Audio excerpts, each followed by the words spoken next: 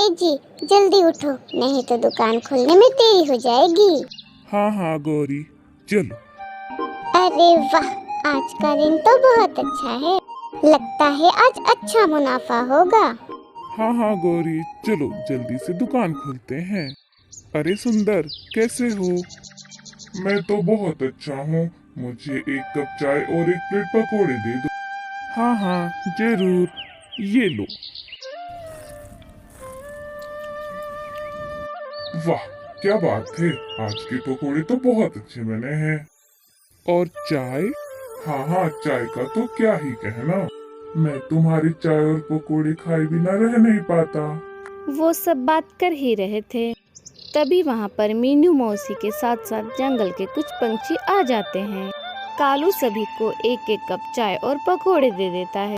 कालू, तू एक काम कर, क्या मीनू मौसी? तू हमें ठेले के पास एक घोंसले बना के दे। क्यों, क्या हुआ मीनू मौसी?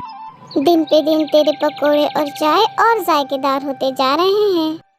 अगर यहीं पास में घोंसला होगा तो और मैं दूसरा कुछ खाऊंगी भी नहीं, सिर्फ चाय और पकोड़े ही खाऊंगी। मीनू मौसी की बात सुनकर सब जोर जोर से हंसने लगते हैं। तभी वहाँ पर राजा जी के सिपाही आ जाते हैं। अरे हटो हटो, रास्ता दो। कालू, राजा जी ने हमें 2 प्लेट पकोड़े और चाय लाने के लिए भेजा है। सुना है तुम बहुत ही अच्छी चाय और पकोड़े बनाते हो। सच बताओ सिपाही जी, मैं कुछ नहीं करता। ये सब मेरी बीवी गौरी के हाथ का कमाल है। रुकिए, मैं अभी राजा जी के लिए चाय और पकोड़े बनाता हूँ। गौरी गर्मा गर्म पकोड़े तल देती है और इधर कालू गर्मा गर्म चाय बना देता है। ये लीजिए सिपाही जी, मैंने चाय ठंडी ना हो इसलिए थर्मस में डाली है। अरे कालू, तेरी चर्चे तो अब पूरे जंगल में फैल गए हैं। अगर तुझे राजा जी ने राजबावर जी बना दिया तो हम गरीब पंछियों को भूल मत जाना।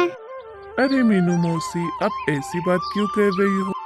आप सभी के प्यार की वजह से तो ये सब हो रहा है। अजी, अब घर चलते हैं, दोपहर हो चुकी है। थोड़ा आराम करके फिर वापस काम पर लौटेंगे। कालू और गौरी दुकान बंद करके घर की तरफ लौटते हैं। वो घर आ जाते हैं। उन्हें घर आए कुछ ही देर हो गई थी, तभी वहाँ पर कालिया आ जाता है। अरे कालिया भैया, आप अंदर आ जाओ। अरे अब ये क्यों आ गया बिन बुलाए मेहमान? कैसी हो मेरी बहना? मैं बहुत अच्छी हूँ भैया। अच्छा हो गया आप दोपहर के समय आ गए। क्यों, क्या हो गया गौरी? मैंने नया, मेरा मतलब है हमने नया दुकान शुरू किया है, कैसी दुकान? चाय पकोड़े की। अरे वाह, ये तो बहुत अच्छा हुआ। वैसे भी बारिश के समय चाय और पकोड़े सभी को अच्छे लगते हैं।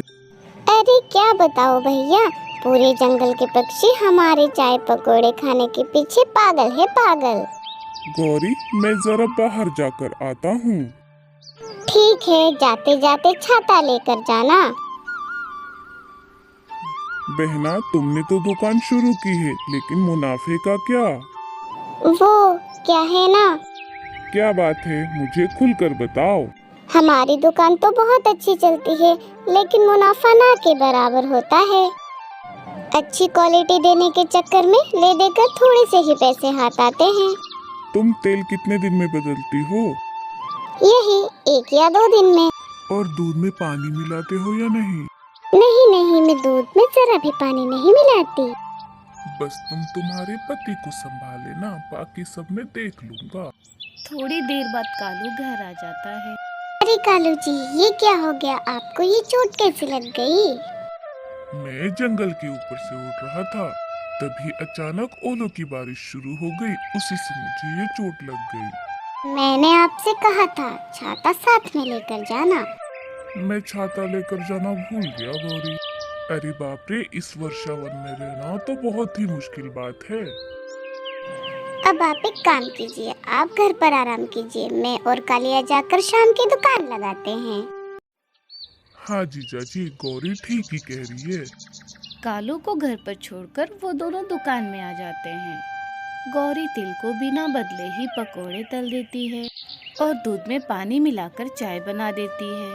दुकान खोलते ही मीनू मौसी वहाँ पर आ जाती है।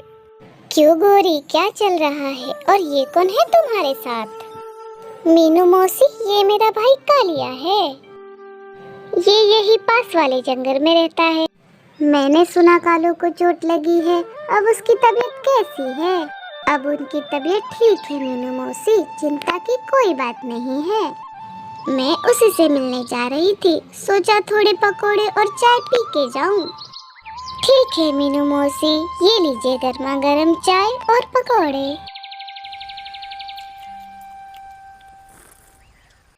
थू थू थू थू थू, अरे ये क्या खिला दिया मुझे? ये पकोड़े हैं या बकरी का चारा? इन पकोड़े में से तेल की कितनी बदबू आ रही है गौरी। इससे अच्छा तो मैं भूखी रह जाती गौरी, इसे खाकर तो मेरे मुंह का स्वाद ही बिगड़ गया। वो सब जाने दो, पहले चाय और पकोड़े के पैसे दो। मैं सब समझता हूँ, आपके पास देने के लिए पैसे नहीं होंगे, इसीलिए आप चाय को भला बुरा कहकर बिना पैसे दिए यहाँ से खिसकना चाहती हो। अरे ओ कल मुहे, मैं क्या तुझे भिखारी दिख रही हूँ? मेरे दिखने पे मत जा बच्चे, अगर मेरे दिमाग में आया तो मैं ऐसे 10-12 दुकान एक साथ लाइन में लगा सकती हूँ। वो तो मुझे गौरी के हाथ के बनाए हुए पकोड़े और चाय का स्वाद अच्छा लगता था, इसीलिए मैं आती थी। लेकिन आज मुझे कुछ गड़बड़ लग रही है। मुझे पता है, जब से तू यहाँ पर आया है तूने ही कुछ गड़बड़ की होगी। और कितने हुए तेरे चाय और पकोड़े के पैसे? अरे ये क्या, आते ही तूने दाम भी बढ़ा दिए। ये क्या लिखा है यहाँ? एक चाय 5 की बजाय 15 रुपए और पकोड़े 10 के बजाय 30, मतलब मेरे हुए 45 रुपए। ये ले 500 रुपए रख ले, बाकी के मेरी तरफ से टिप समझ के रख लेना। आया बड़ा मुझे बोलने वाला। मीनू मौसी गुस्से में वहाँ से चली जाती है। अरे भैया, अभी अभी ये क्या हुआ? मीनू मौसी को मैंने आज तक इतने गुस्से में नहीं देखा। आपने खामखा ही उन्हें बोल दिया, वो इसी बात का बुरा मान गई। लगता है खराब तेल और दूध में पानी मिलाने की वजह से हमारे चाय और पकोड़े का स्वाद बदल गया है। मुझे खुद खाकर देखना चाहिए। गौरी ने जैसे ही पकोड़ा खाया, खाते ही उसने थूक दिया और जैसे ही चाय पिया उससे तो उल्टी ही हो गई। अरे बाप रे भैया, मीनू मौसी तो सच बोल रही थी। पकोड़े और चाय का स्वाद एकदम बेकार हो गया है, अब हम क्या करें? अरे कुछ नहीं होता, तुम ये चाय पकोड़े रोज बनाती हो ना और खाती भी हो, इसलिए तुम्हें इसका टेस्ट बोर हो गया है। और दूसरी वो मीनू मौसी, उस अकेली के बोलने से हम उस पर भरोसा नहीं रख सकते। हमें हमारा काम शुरू रखना चाहिए। मम्मी, हमें भी गौरी आंटी के हाथ के चाय और पकोड़े खाने हैं, चलो ना मम्मी प्लीज। अरे बच्चों, अभी बारिश का मौसम चल रहा है, अगर तुम बाहर का खाना खाओगे तो तुम बीमार पड़ सकते हो, इसीलिए जिद मत करो। नहीं मम्मी, हमें खाना है। हम दोनों को छोड़कर बाकी के जंगल के सारे बच्चों ने खाया है, चलो ना मम्मी। बच्चों के जिद के आगे लाडो की एक ना चली और वो बच्चों को लेकर गौरी के दुकान की ओर चल पड़ी। थोड़ा आगे आने पर उनको रास्ते में मीनू मौसी मिल जाती है।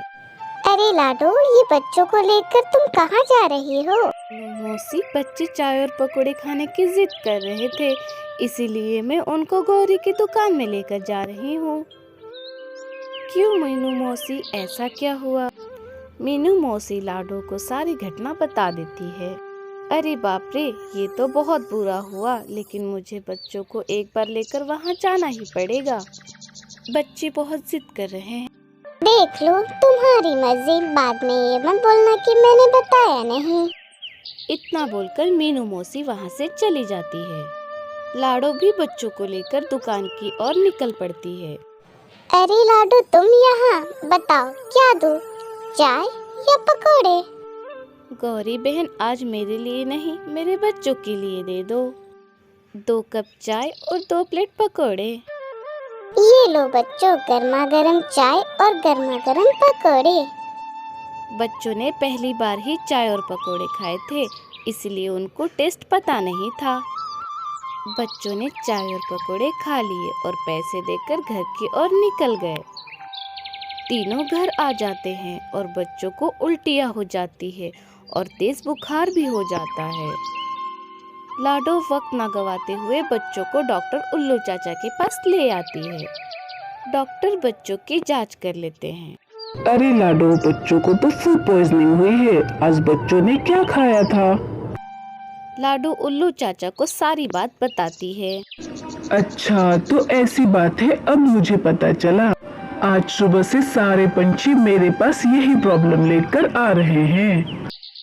लगता है गौरी के चाय और पकोड़े में ही कुछ गड़बड़ है। हमें राजा जी के पास इस बात की कंप्लेंट करनी चाहिए। लाडो, मीनू मौसी और भूरा मिलकर राजा जी के पास आ जाते हैं। लाडो सारी बात राजा जी को बताती है। अच्छा, तो ऐसी बात है, चलो मैं राज बावर जी को साथ लेकर आता हूँ। हम गौरी के चाय और पकोड़े की जांच उनसे करवाएंगे, तभी दूध का दूध और पानी का पानी हो जाएगा। सारे मिलकर गौरी के दुकान के पास आ जाते हैं।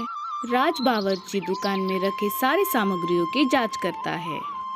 राजा जी, पकोड़े बनाने के लिए जो तेल इस्तेमाल हो रहा है उसे बहुत दिनों से बदला नहीं गया, और चाय बनाने के लिए जो दूध इस्तेमाल हो रहा है उसमें पानी मिलाया गया है। वो पानी भी दूषित है, इसीलिए सारे पंछी बीमार पड़ रहे हैं। अच्छा, तो ऐसी बात है। सिपाहियों, इस दुकान में जितना सामान है सब जब्त कर लो। और गौरी, मैं तुम्हें ये ठेला हमेशा हमेशा के लिए बंद करने का आदेश देता हूँ। साथियों, मुझे माफ कर दीजिए, ये सब मेरे भाई की वजह से हुआ है। उसी के कहने पर मैंने ये सब किया है। मुझे इस बात का बहुत पछतावा है। कालिया, तुम अभी के अभी ये जंगल छोड़कर वापस चले जाओ। गौरी और कालिया घर वापस आ जाते हैं। अरे गौरी, क्या हुआ? तुम दोनों ऐसे मुंह लटका कर क्यों आए हो? गौरी सारी बात कालू को बता देती है। मुझे पता था ऐसा ही कुछ होगा। क्यों गौरी, अब पता चला लालच बुरी बला है। कालिया अपना सामान लेकर वापस अपने घर की ओर चला जाता है। लालच बुरी बला होती है।